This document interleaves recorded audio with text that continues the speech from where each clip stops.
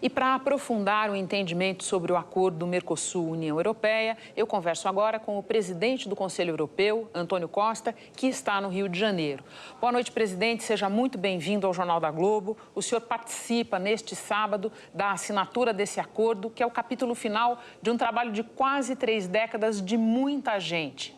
Reduzindo ao essencial, qual é a importância estratégica desse acordo? Muito boa noite e muito obrigado por este convite. Amanhã é um dia histórico, porque encerramos estas negociações que duram há 25 anos e para o qual o Brasil e o presidente Lula deram um contributo decisivo ao longo do último ano. E a importância deste acordo explica-se em 2 frases. Primeiro, nós vamos criar a maior zona de comércio livre do mundo, que vai servir 700 milhões de cidadãos e que, portanto, vai contribuir muito para o desenvolvimento económico dos países do Mercosul e dos países da Europa. Segundo lugar, este acordo levou muitos anos a negociar, mas chegou na melhor altura possível, porque é o momento onde a Europa e os países do Mercosul podem enviar para o mundo uma mensagem muito importante. Nós acreditamos no comércio livre e não em tarifas, acreditamos no comércio regulado e não na concorrência desleal. E, portanto, para além do valor económico imenso que este acordo tem, surge agora num momento em que tem uma enorme importância política. Vamos então agora falar dos descontentes, presidente, porque a França lidera um grupo de países que se opõem de forma contundente a esse acordo. A França pressiona seus representantes no Parlamento Europeu a inviabilizá-lo. Qual é o tamanho do risco disso acontecer? Bom, o acordo, depois de assinado amanhã, vai ter que ser ratificado nos 31 países e também no Parlamento Europeu. Mas o acordo prevê um mecanismo de aplicação provisória. E isso não sei como é que é em cada um dos 4 países do Mercosul. Na Europa, ele pode ser aplicado provisoriamente. Mas, claro, os acordos comerciais têm centenas, milhares de pautas. Nos casos são mais favoráveis a uns, nos produtos, são mais favoráveis a outros, noutros produtos. No último ano, nas negociações que desenvolvemos com o Brasil, foi possível responder a grande parte dos problemas que se colocavam, quer ao Brasil, quer também aos países europeus. E, portanto, eu acho que com diálogo, com informação sobre o efeito muito positivo que este acordo vai ter nas economias destes 31 países, isto pode levar algum tempo, mas vai ser aprovado. Presidente, impossível falar de comércio sem falar de China, que é hoje o principal parceiro dos países do Mercosul, com a venda principalmente de manufaturados, desde muito baratos até carros, por exemplo. Os produtos europeus terão condições de competir com os produtos chineses aqui? É muito importante este acordo, porque precisamente não responde só aos países que estão a aumentar tarifas. Este acordo responde também a países como a China, que fazem e praticam concorrência desleal, aproveitando a sobrecapacidade que têm para vender a preços que são em concorrência desleal com todo o resto do mundo. Infelizmente, a Organização Mundial do Comércio tem vindo a estar bloqueada na capacidade de reagir e é por isso que estes acordos comerciais são muito importantes, porque tornam o comércio livre, mas o comércio regulado. E só o comércio livre e regulado é que beneficia todos os países envolvidos e permite a prosperidade partilhada entre uns e outros. E aí, por isso que este acordo também é muito importante. Presidente, a nossa reportagem lembrou há pouco que Brasil e Argentina têm grandes reservas de minerais críticos, importantes de diversas maneiras, são o assunto hoje no mundo, muito para a transição energética, por exemplo.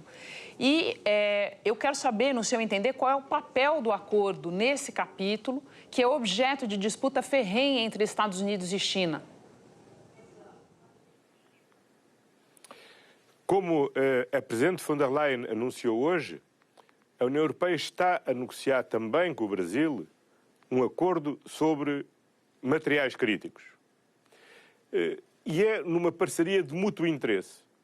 Os acordos desta natureza que temos estado a negociar com outros países não é um acordo de extração de minérios, mas é um acordo de investimento para valorizar localmente os minérios que aí são extraídos e podermos então utilizar o material já devidamente valorizado na economia local para apoiar a transição energética e a transição digital.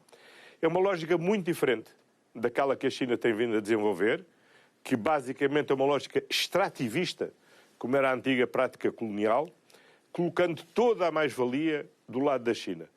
Os acordos que nós temos vindo a estabelecer são de natureza completamente diferente e seguramente o acordo com o Brasil vai ser um acordo de mútuo interesse para ambas as partes, visto que o Brasil é também um dos campeões da transição energética. Foi no Brasil que se realizou a primeira COP. Há poucos meses celebramos em Belém do Pará a COP 30, muito focada também na transição climática, e para a transição climática é fundamental a transição energética. E por isso é um acordo de mútuo interesse. Está agora a ser negociado e seguramente há de também chegar a bom porto.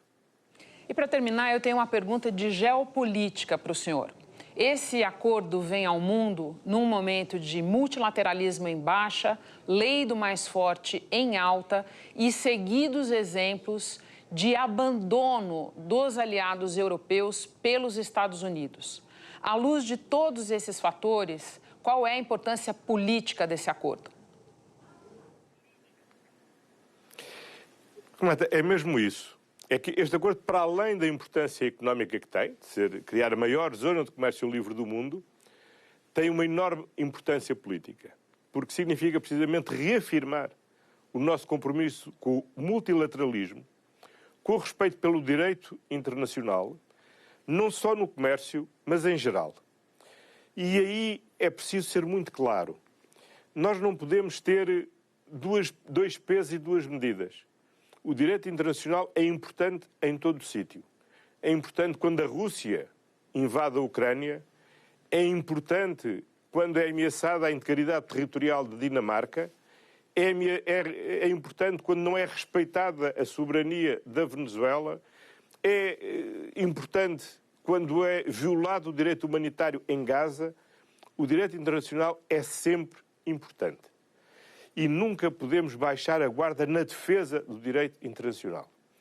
Porque o direito internacional não é importante para os grandes países, não é importante para os mais fortes, porque eles podem impor a lei da força. É precisamente importante para os mais fracos. E é por isso que temos de ser muito firmes na defesa do direito internacional, seja em que circunstância for.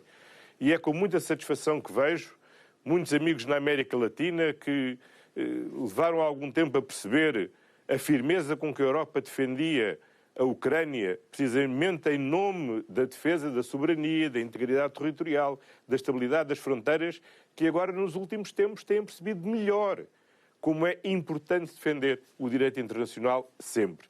E quando nós começamos por autorizar um país, ainda por cima membro permanente do Conselho de Segurança, a invadir o país vizinho, depois acabamos por dar más ideias a outros países, também membros permanentes do Conselho de Segurança das Nações Unidas.